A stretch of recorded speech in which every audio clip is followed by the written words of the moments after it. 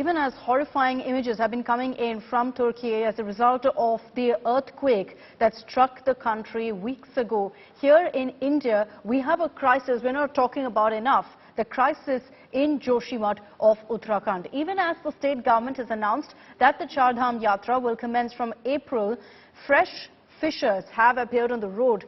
This is in fact in Joshimath along the Badrinath highway. This is the stretch that goes right up to Badrinath via Joshimath. Fresh cracks on it has again put the Char Dham Yatra on alert. Residential areas in Joshimath have also developed new cracks. Joshimath and some other Himalayan towns continue to reel under land subsidence, resulting in damage to homes, loss of land and livelihoods. Himachal Pradesh's Chamba district, close to Joshimath, also witnessed an earthquake, a magnitude of 3.6 on the Richter scale, mounting to a high alert in the region, considering that already we're seeing these kind of cracks. So let us show you some fresh visuals of this crack.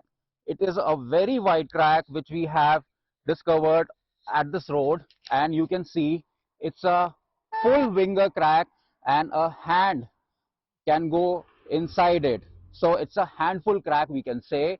And look at the width of this crack. It is causing, like, it's a nerve picture right now.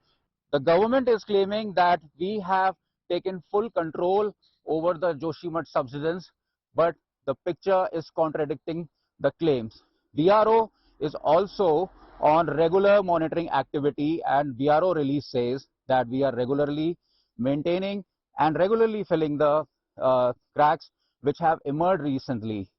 So right now it is of worrying concerns. Experts says that this area should be called a eco-sensitive zone, and government should act on it. With Kamal Nayan Silodi from Chamoli, Ankit Sharma, India Today. And joining us here on India Today is Dr Purnachandra Rao, Chief Scientist of Seismology at the National Geophysical Research Institute. Sir, good evening. Pleasure having you here with us on India Today. I was reading some of the points that you've made, sir, about why we here in India also need to be on high alert right now. You're saying that an earthquake in Uttarakhand is imminent. You're saying it could happen any time.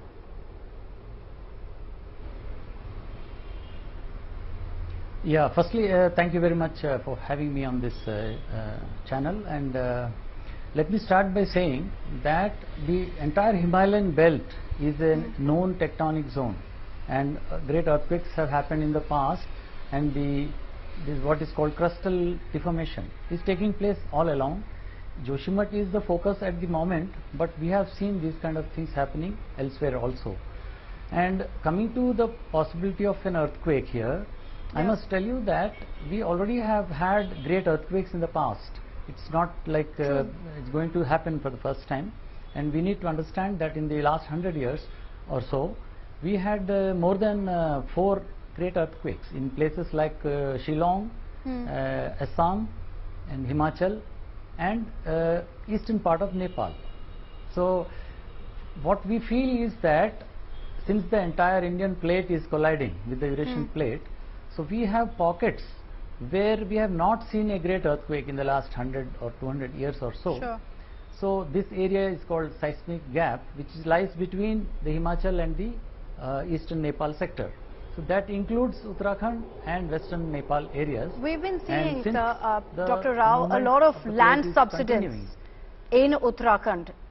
Is that an indicator perhaps that there could be some sort of tectonic plate shift, that there could be an earthquake coming? Why is it, sir, that you believe that this is something that's in the offing, perhaps that it's imminent? Yeah, so these kind of movements do happen in tectonically active zones. So what that means is when two plate boundaries are colliding, the region is unstable, and therefore you will find crustal movements, and sometimes that also leads to sinking. But of course there could be many other reasons for this phenomenon. But why Uttarakhand? The answer to this is that Uttarakhand and western Nepal, they lie in a region which have not experienced a great earthquake in the past, and that makes us to believe that all the stress that is getting accumulated along this segment of Himalaya, it has to get released at some point of time.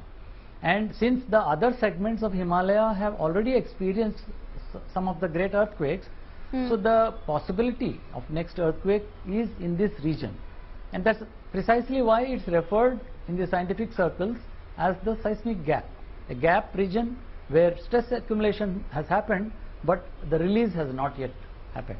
So my final question to you, do we have any inkling based on your studies of when perhaps this could happen, and how do we be prepared for it? Because what you also seem to suggest is that it's going to be a massive one. It's going to be to the magnitude and the scale of what we witnessed in Turkey.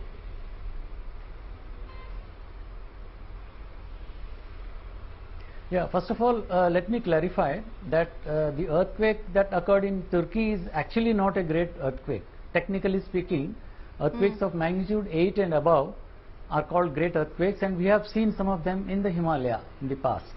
So the reason for such immense devastation in Turkey is slightly different. I mean, I would believe that the quality of buildings must have been extremely poor, leading to such terrible collapse of so many buildings.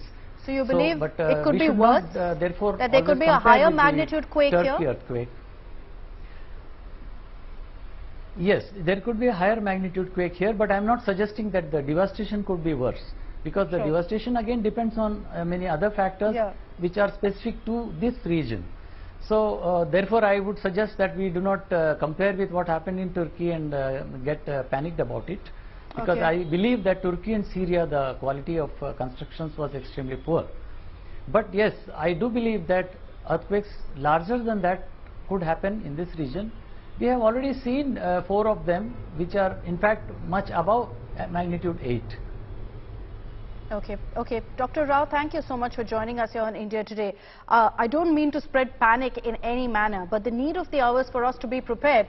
Like Dr. Rao said, the problem in places like Turkey was also the poor construction of buildings. So perhaps we can learn lessons from that and ensure we're better prepared in case such a disaster strikes for us in Uttarakhand or any other part of the country, considering that there are many high-risk zones across India as well. Thank you so much, Dr. Rao, for joining us on India Today with your expertise on that subject. Panic broke out in Turkey yet again as the country was rocked with a major earthquake. Believe it or not, a magnitude of 6.4 quake hit parts of Turkey. Here are all the images coming in. 2 weeks after the heartbreaking Turkey earthquake, another quake struck the border region of Turkey and Syria. A man sitting inside a car recorded this video of that exact moment when the earthquake struck.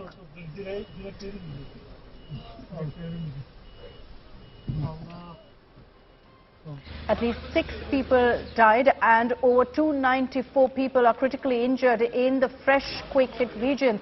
The epicenter was near the southern Turkish city of Antakya.